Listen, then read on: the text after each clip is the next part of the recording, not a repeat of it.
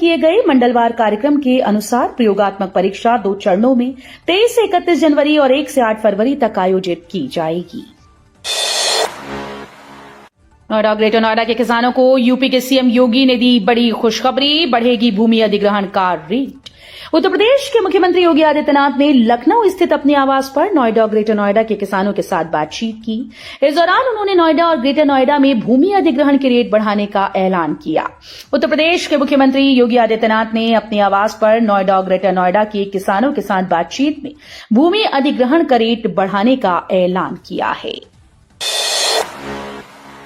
काशी सांसद रोजगार मेला 2025 जिला प्रशासन द्वारा बेरोजगार युवाओं को रोजगार प्रदान करने के उद्देश्य से 4 और 5 जनवरी 2025 को राजकीय आईटीआई करौंदी में काशी सांसद रोजगार मेला 2025 का आयोजन किया जा रहा है।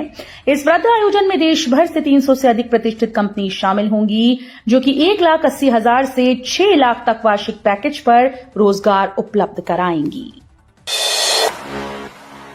यूपी में इन बेटियों को फ्री में ये सुविधा देगी योगी सरकार, प्रदेश के 10 जिलों का चयन।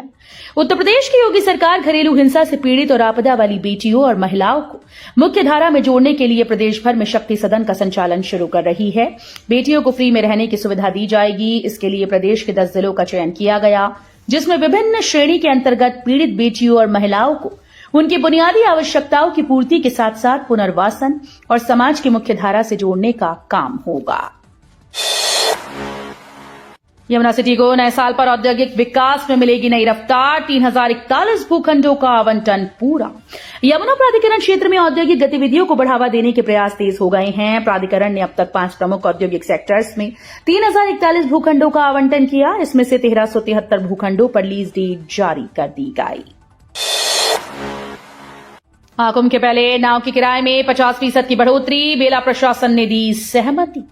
महाकुंभ में नाव का किराया 50% बढ़ाने पर मेला प्रशासन ने सहमति दे दी। इसके अलावा नाविकों की जीविका और सुरक्षा को देखते हुए कई अन्य लाभ देने का फैसला किया गया। महाकुंभ की शुरुआत के पहले मेला प्रशासन की तरफ से संगम के नाविकों को कई लाभ देने का ऐलान किया गया है। इसके तहत नाव का किराया बढ़ाने पर मेला प्रशासन ने सहमति दी।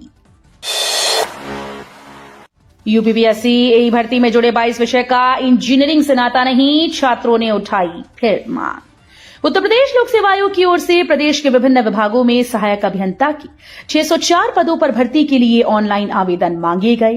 3 साल के इंतजार के बाद शुरू हुई भर्ती के पाठ्यक्रम परिवर्तन और पदों की संख्या को लेकर छात्रों ने चिंता जाहिर की। Graduate engineering students welfare association के अध्यक्ष दीपक सिंह का कहना है कि प्रारंभिक परीक्षा में मानव स्वास्थ्य और स्वच्छता, जलवायु परिवर्तन समेत 22 नए विषयों को जोड़ा गया। यूपी से बिहार के रास्ते जुड़ेगा पश्चिम बंगाल। नए high speed Gorakhpur Siliguri expressway के लिए जीपीआर रेडी। उत्तर प्रदेश बिहार पश्चिम बंगाल को जोड़ने वाले गोरखपुर सिलीगुड़ी एक्सप्रेसवे जल्द बनकर तैयार हो सकता है। इस हाई स्पीड कॉरिडोर के निर्माण कार्य के लिए डीपीआर सौंप दिया गया। जदयू के कार्यकारी राष्ट्रीय अध्यक्ष और राज्यसभा सांसद संजय कुमार झा के तारांकित प्रश्न पर केंद्रीय सड़क परिवहन एवं राजमार्ग मंत्रालय द्वारा ये जानकारी दी गई। यूपी में 14 गांव की जमीन होगी अधिग्रहण। एयरपोर्ट से मालामाल होंगे 12,000 किसान। यूपी में ग्रेटर नोएडा के पास जेवर में बन रहे नोएडा इंटरनेशनल एयरपोर्ट के लिए हुए जमीन अधिग्रहण ने किसानों पर जमकर धन बरसाया। इस अधिग्रहण के कारण 7,000 किसानों को 8,000 करोड़ से अधिक का मुआवजा बच चुका है। एयरपोर्ट के विस्तार के लिए अब तक 2 चरणों में अधिग्रहित की गई 2,420 हेक्टेयर जमीन के एवज में इन किसानों को 8,016 करोड़ रुपए का मुआवजा बांटा जा चुका है। योगी सरकार ने खोला खजाना। हर खाते में जमा होंगे 25 लाख रुपए, बंटने लगी मिठाई। उत्तर प्रदेश के लोगों के लिए बहुत काम की खबर है, क्योंकि राज्य की योगी सरकार ने बेरोजगार युवाओं के लिए शानदार योजना लॉन्च की है, जिसमें बेरोजगार युवाओं को 25 लाख रुपए की आर्थिक मदद दिए जाने की प्लानिंग है। हालांकि योजना 2 साल पहले ही लॉन्च कर दी गई थी, लेकिन जानकारी के अभाव में लोग योजना का लाभ नहीं ले पा रहे हैं। आपको बता दें कि ये लोन युवाओं को अपना स्टार्टअप खड़ा करने के लिए है।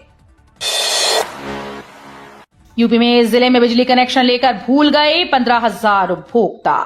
अमरोहा जिले के 15,121 उपभोक्ताओं ने बिजली कनेक्शन कराने के बाद कभी बिलों का भुगतान ही नहीं किया। ऐसे उपभोक्ताओं पर विभाग का करीब 60 करोड़ रुपए से ज्यादा बकाया चल रहा है। इसके अलावा 1,30,597 उपभोक्ताओं ने भी लंबे समय से बिजली बिलों का भुगतान नहीं किया है। डीएनडी फ्लाईवे टोल फ्री रहेगा। सुप्रीम कोर्ट के आदेश के बाद नोएडा टोल ब्रिज के शेयर लुढ़के। डीएनडी फ्लाईवे टोल फ्री हो गया है। सुप्रीम कोर्ट ने 20 दिसंबर को इलाहाबाद हाईकोर्ट के उस फैसले को बरकरार रखा जिसमें आईएफएलएस समर्थित नोएडा टोल ब्रिज कंपनी को डीएनडी फ्लाईवे पर टोल वसूलने के अधिकार से वंचित कर दिया गया था। ये फ्लाईओवर नोएडा और दिल्ली को जोड़ता है और इसका management Noida toll bridge company करती है। तेज डीजे बजाने से घरों की खिड़कियों में आई दरार। लाउड म्यूजिक के कारण महिला को हुई ये बीमारी। उत्तर प्रदेश के गाजियाबाद में डीजे की तेज आवाज से परेशान होकर युवती ने पुलिस में शिकायत दर्ज कराई। युवती का कहना है कि डीजे की आवाज काफी तेज थी जिसके कारण उन्हें और आसपास के घरों में रहने वाले लोगों को परेशानी हो रही थी। युवती का नाम प्रतिभा है और वो विजयनगर के सेक्टर 5 में अपने परिवार के साथ रहती है। प्रतिभा ने पुलिस को दी शिकायत में बताया कि डीजे की तेज आवाज के कारण उसकी मां को माइग्रेन की बीमारी हो गई। अंबेडकर पर अमित शाह के शब्दों से दलित समाज को ठेस पहुंची। मायावती ने अब नाम बोली। बाबा साहेब भीमराव अंबेडकर पर टिप्पणी को लेकर बहुजन समाज पार्टी प्रमुख मायावती ने अब अमित शाह का नाम लेते हुए सीधा उन पर हमला बोला। मायावती ने कहा कि अमित शाह ने बाबा साहेब के लिए जिन शब्दों का इस्तेमाल किया उससे दलित समाज के लोगों की भावनाओं को ठेस पहुंची। मायावती ने यहां तक कहा कि अमित शाह को पश्चाताप करना चाहिए। अयोध्या में सीएम योगी बोले, काशी मथुरा संभल तो कभी भोज में मंदिरों को तोड़ा गया, सनातन ही राष्ट्रीय धर्म। यूपी के अयोध्या में शुक्रवार को मुख्यमंत्री योगी आदित्यनाथ पहुंचे। यहां सीएम की हेलीपैड रामकथा पार्क पर उतरा। मुख्यमंत्री ने हनुमानगढ़ी में दर्शन करने के बाद रामलला के दर्शन किए। इसके बाद धार्मिक अनुष्ठान में शामिल होने के लिए अशरफी भवन पहुंचे। मुख्यमंत्री योगी आदित्यनाथ ने अशरफी भवन के पास मंडप में आयोजित पंचनारायण महायज्ञ में आहुति समर्पित की। अमित शाह के समर्थन में बोले हिंदू नेता, आंबेडकर पर दिए बयान को समझने की जरूरत। केंद्रीय गृह मंत्री अमित शाह ने बाबा साहब डॉक्टर भीमराव अंबेडकर का अपमान तो किया नहीं है कि विपक्ष इतना हंगामा कर रहा है। विपक्षी पार्टीज उस समय कहां रहती हैं जब रामचरितमानस का अपमान होता है। उक्त बातें विश्व हिंदू सेना और अखिल भारतीय हिंदू महासभा के राष्ट्रीय अध्यक्ष अरुण पाठक ने शुक्रवार को व्यक्त की। उन्होंने सदन में अमित शाह द्वारा अंबेडकर पर दिए गए बयान का समर्थन किया। बीएचयू गोरवान में सर्जिकल ऑन्कोलॉजी की शोध छात्रा को मिला career travel award. IMS BHU के सर्जिकल ऑन्कोलॉजी विभाग की शोध छात्रा आश्रुति पठानिया को अमेरिकन साइको ऑन्कोलॉजी सोसाइटी के द्वारा अर्ली करियर ट्रैवल अवार्ड शिक्षा प्राप्त करने वाले और इस क्षेत्र में 10 वर्ष से कम अनुभव वाले शुरुआती करियर वालों के लिए एक पुरस्कार से नवाजा गया। गौतम बुद्ध नगर के किसानों से योगी आदित्यनाथ हुए रूबरू। बाबा बोले, जेवर एयरपोर्ट बनेगा सबसे बड़ा हब।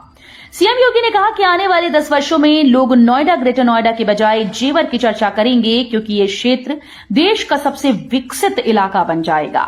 उन्होंने इस परियोजना को क्षेत्र के समग्र विकास का वाहक बताया जिसका लाभ समाज और देश को लंबे समय तक मिलता रहेगा। उन्होंने घोषणा की कि अप्रैल में एयरपोर्ट का पहला रनवे चालू हो जाएगा। कुल 5 रनवे की योजना है।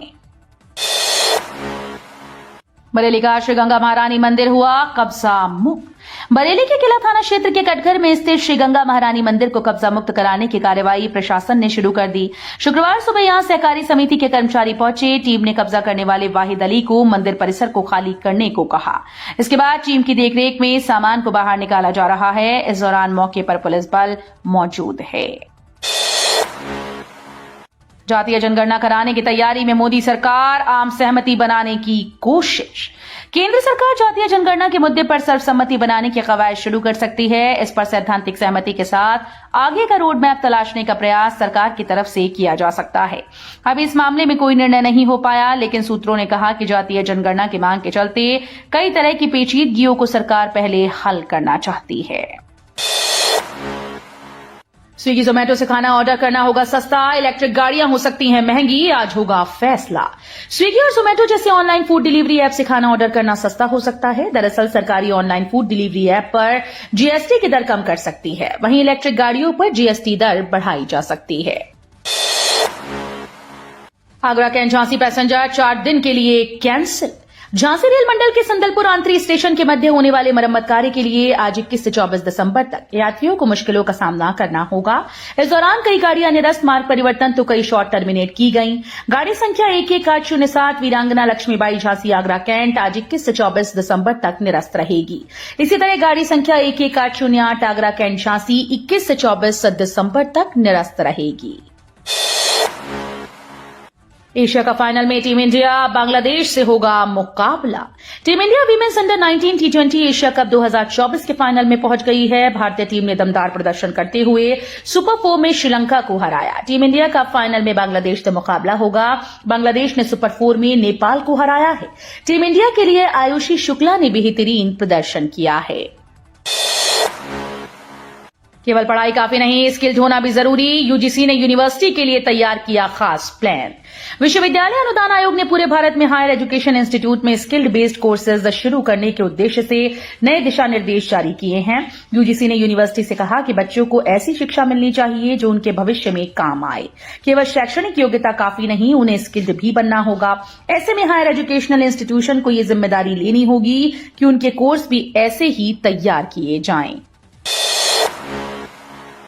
गूगल में मचा हड़कंप, एक झटके में 10% स्टाफ की नौकरी गई। गूगल के सीईओ सुंदर पिचाई ने छटनी की घोषणा की है। कंपनी अपने करीब 10% प्रबंधन निदेशकों और उपाध्यक्षों की छटनी करेगी। पिचाई ने कहा कि कंपनी के ढांचे को सरल और अधिक कुशल बनाने के लिए यह फैसला लिया गया है। बता दें कि ओपन एआई जैसी कंपनीज के कारण प्रतिस्पर्धा बढ़ती जा रही है। इसकी वजह से गूगल को बड़ा आर्थिक झटका भी लगा है। तो ये थी आज की 25 फटाफट बड़ी खबरें। अगर आपको न्यूज पसंद आई हो तो वीडियो को लाइक और शेयर जरूर करें। धन्यवाद।